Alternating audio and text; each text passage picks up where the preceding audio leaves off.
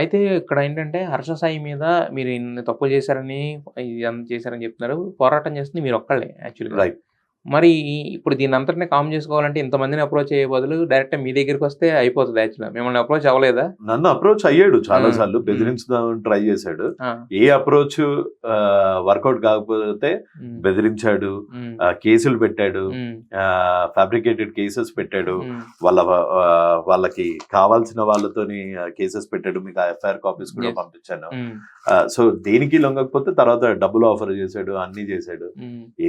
ఏది కుదరకపోయేటప్పటికి హ్మ్. ఇలా మ్యానిపులేట్ చేసి కేసెస్ వరకు వచ్చాడు. ఓకే. ఎంత డబ్బులు ఆఫర్ చేశారు సార్? అది చెప్పచ్చో లేదో తెలీదు. 3 కోట్లు అయితే ఇస్తా అని 3 చెప్పాడు. కోట్లు లైఫ్ సెటిల్ అయిపోయే డీల్ ఇచ్చాడు మొత్తానికైతే. ఎందుకు సార్ ఆ పాపిష్టి దొమ్ముతో బియ్యం కొనుక్కుంటే అది అరగను కూడా అరగదు. అవునవును. రేపొద్దున ఏ కార్ యాక్సిడెంట్ లో పుసుకొని పోయినాం అనుకో, దీని వల్లే అని మనకు అనిపిస్తుంటది. దాని బదులు డర్టీ మనకి కొంచెం దూరం ఉంటే బెటర్. యెస్. అయితే లాస్ట్ టైము మీరు ఒకటన్నారు. నేను ఏపీ కూడా వెళ్ళబోతున్నాను. త్వరలో లోకేష్ గారిని కలిసి దీని మీద చేస్తానన్నారు. ఇక్కడ కూడా అన్నారు కదా! మరి అప్పుడు అంటే అంత ఈ ప్రాసెస్ నాకెందుకో నేను డెఫినెట్ గా ఐటీ మినిస్టర్ గారి దృష్టికి అయితే తీసుకెళ్లాను. అండ్ దానికి సానుకూలమైన నిర్ణయమే వచ్చింది. ఫర్ ఎగ్జాంపుల్ అతను పోలీస్ స్టేషన్ లో కెమెరాస్ పెట్టి దిశ దివ్యాంగ సురక్ష దానికి ఇట్లా వెళ్ళిపోయాడు.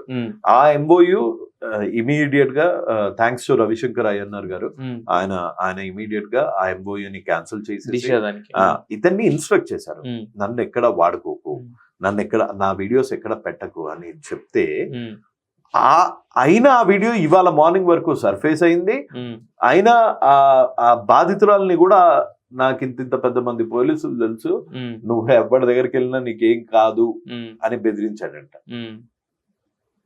అంటే మరి ఇప్పుడు మీరు పోరాటం చేస్తున్నారు, మీరు ఒక దృష్టి వరకు తీసుకెళ్తున్నారు. అంటే ఇంత పెద్ద బ్యాక్గ్రౌండ్ వెనమాల ఇంత ఇన్ఫ్లుయెన్స్ చేయగలిగిన వ్యక్తి మీద మరి అంటే ఇది పోరాటం సాగుతూనే ఉంటుంది కానీ దీనికంటూ ఒక ఎండ్ కార్డ్ అనేది ఎప్పుడు అతను ఏ రోజైతే చట్టం ముందు దొరుకుతాడో డెఫినెట్ గా ఇది ఆరంభం. ఇంకా చాలా మంది విక్టిమ్స్ వస్తారు. డెఫినెట్ గా అతని డర్టీ పిక్చర్ మొత్తం బయటపడుతుందని అనుకుంటున్నాను. బట్ కానీ ఇది వేరు అది వేరు కదా సార్. అదే అబ్సల్యూట్లీ మీరు చెప్పేది దెర్ ఆర్ 2 డిఫరెంట్ సబ్జెక్ట్స్. కానీ ఇప్పుడు అతని వల్ల పర్సనల్ గా బాధింపబడ్డ విక్టిమ్ ఒకళ్ళు బయటకు వచ్చారు, ఒకళ్ళే వచ్చారు. ఇంకా కొంతమంది వస్తుండొచ్చు ముందు.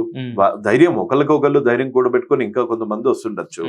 కానీ నాకు మెయిన్ ఇంట్రెస్ట్ తను 4-5 ఏళ్ళగా ఏదైతే చట్టాన్ని రేప్